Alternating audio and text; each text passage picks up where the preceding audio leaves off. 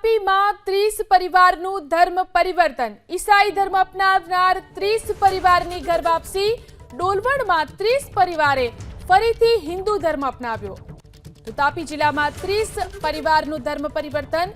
ઈસાઈ ધર્મ અપનાવનાર 30 પરિવારોએ ઘર વાપસી કરી છે। ડોલવણમાં 30 પરિવારે ફરીથી હિન્દુ ધર્મ અપનાવ્યો છે।